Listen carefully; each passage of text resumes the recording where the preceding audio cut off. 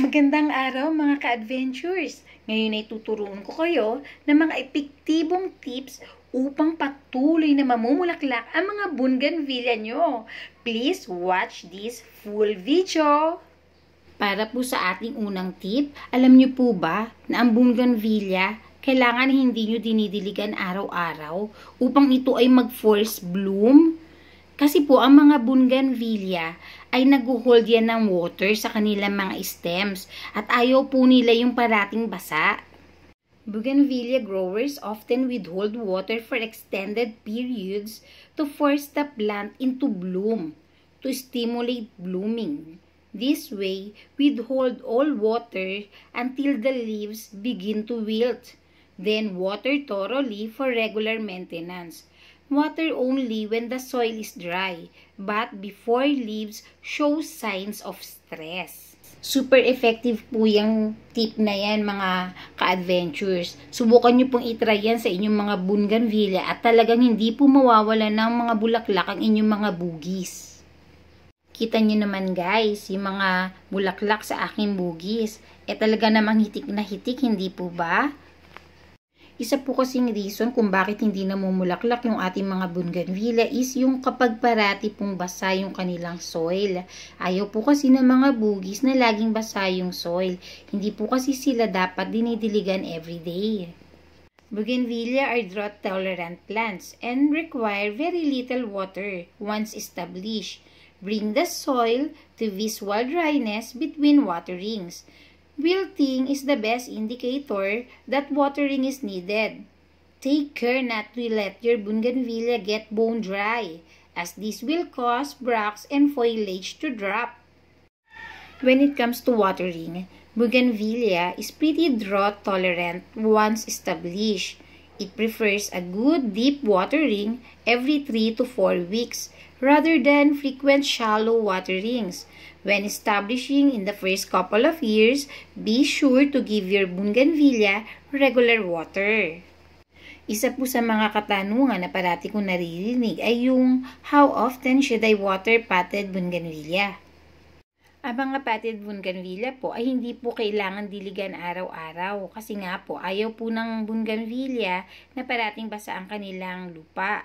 Kailangan po nating i-check yung mga dahon kung ito'y medyo wilted na.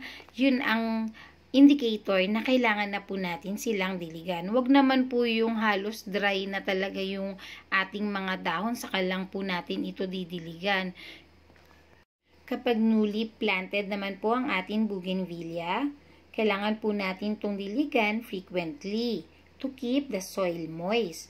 Once the plant is established, it blooms best if the soil is a little on the dry side.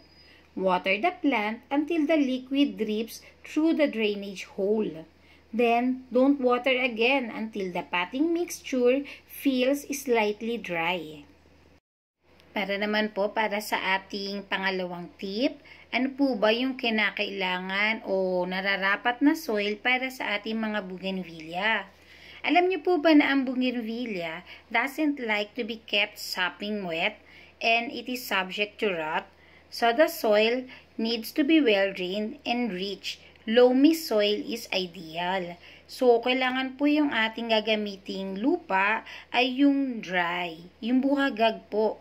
Mainam po yung combination ng lupa na may halong sand or sawdust para po mabilis pong matuyo yung lupa kapag ito po'y ating diniligan. Actually, bougainvilleas are not too fussy about soil type, but it must drain freely. A mixture of loam and organic compost work into a native soil is what works best for them. When planting a bougainvillea bush, it's good to know they handle drought conditions well and thrive in almost any potting soil. Bougainvilleas have thin roots, making a well-draining soil essential. A regular potting soil works well. Avoid using soil mixes that contains water-retaining components such as peat. Bougainvillea plants are drought-resistant that can do well in most types of soil. the primary consideration is drainage. The soil for bougainvillea should be well draining. Alam niyo po ba na yung high level of peat in the soil mixture will promote root rot? Para naman po sa ating pangatlong tip, kailangan po ang bougainvillea ay naaarawan. This is a case of right plant, right place. Bougainvillea do best when planted in full sun and do poorly in dense shade. For the best result, put your bougainvilleas in full sun. If you want good blooming, give them at least 5 hours a day of full sunlight as a minimum. Less than 5 hours and the plant may not bloom very well. Your plants will thrive in shade or partial shade, but only have nice growth with little or no blooms. Kung ang katanungan naman po natin ay how many hours of sun does bougainvillea need, ang sagot po ay 8 hours. Most important is the amount of light the plants receive.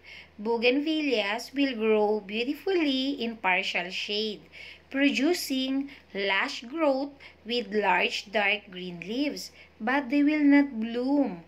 Bougainvilleas need direct sun for at least 8 hours daily for them to bloom their best.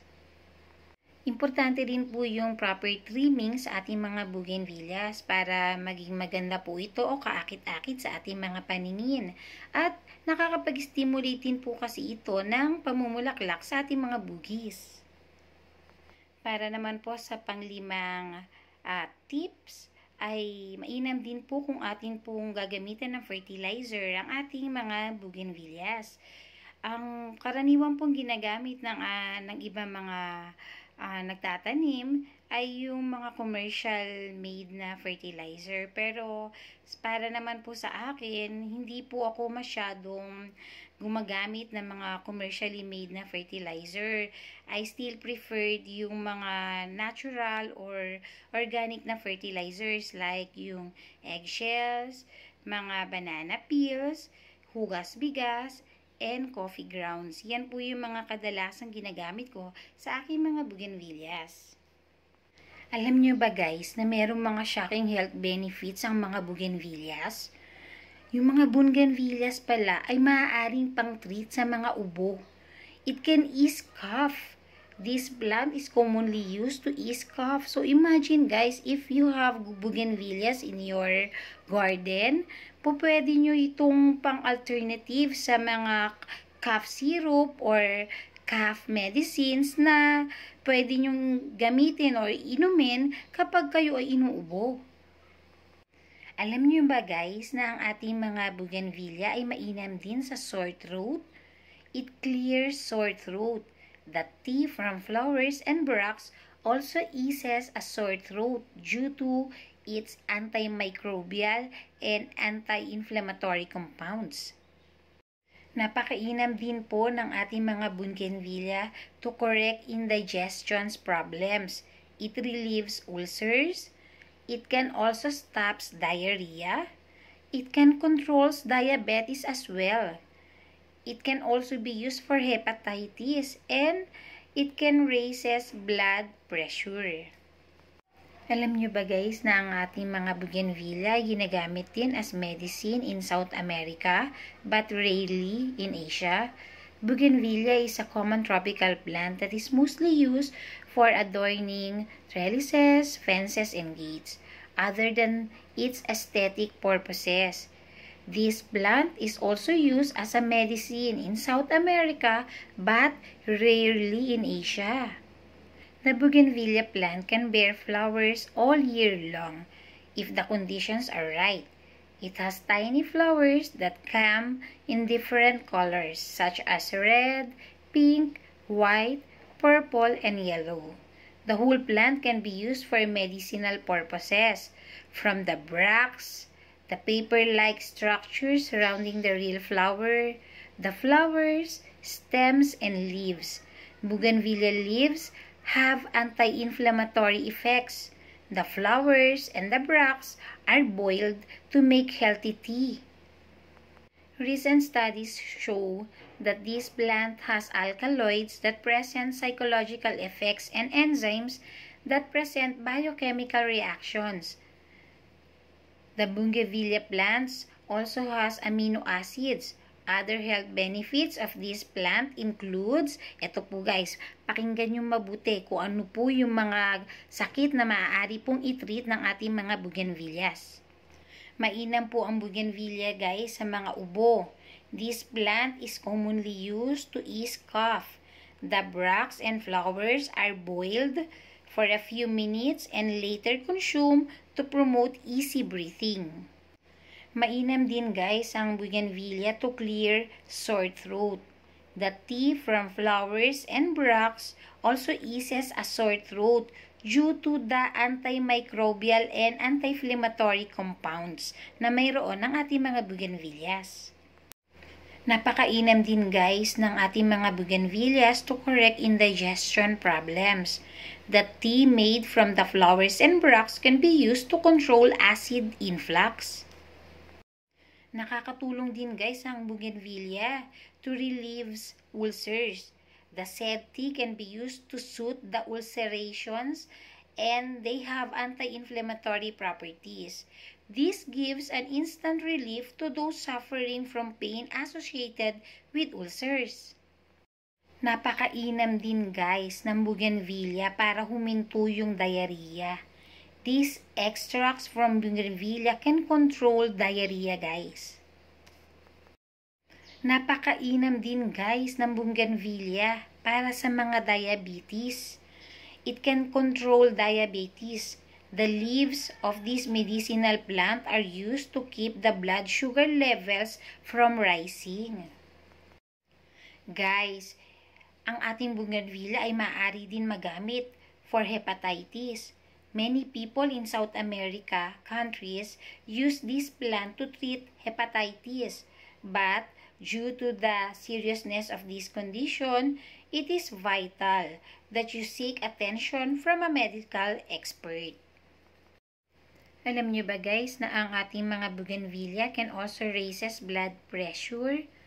Abnormally low blood pressure, also known as hypotension, can be corrected by bougainvillea.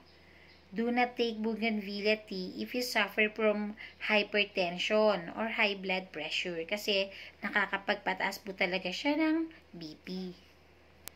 Bougainvillea can also end joint pains.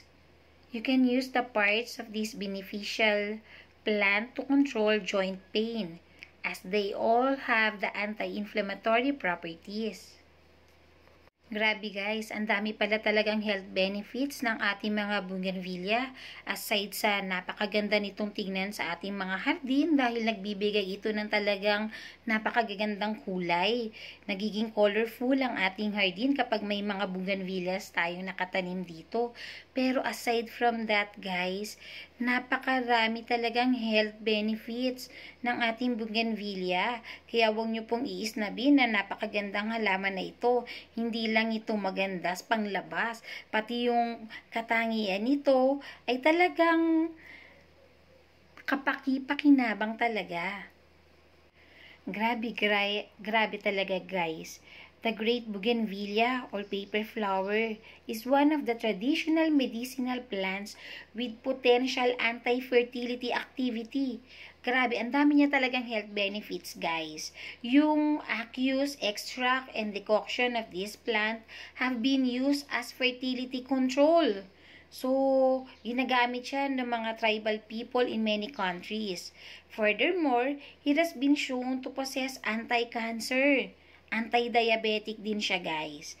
Siya din ay anti-hepatotoxic, anti-inflammatory, anti-hyperlipidemic, antimicrobial, antioxidant, anti-ulcer properties din. At napakarami pa talaga niyang health benefits guys. So guys, sana nakatulong po ang aking video ngayon kung paano nyo po ma-maximize yung ating mga bougainvillea, kung paano po ito magkaroon ng maraming bulaklak. And at the same time po ay sana ay marami po kayong natutunan sa mga medicinal or health benefits po na maaari po nating makuha sa ating mga halaman o ating mga bulaklak na bougainvillea. Kung nagustuhan nyo po ang videos na ito guys, sana po ay paki-like naman po ang aking video at paki-subscribe na din po guys. Kung meron po kayong mga katanungan ay paki-comment na lang po sa ating comment section. Maraming salamat po sa panonood mga ka-adventures!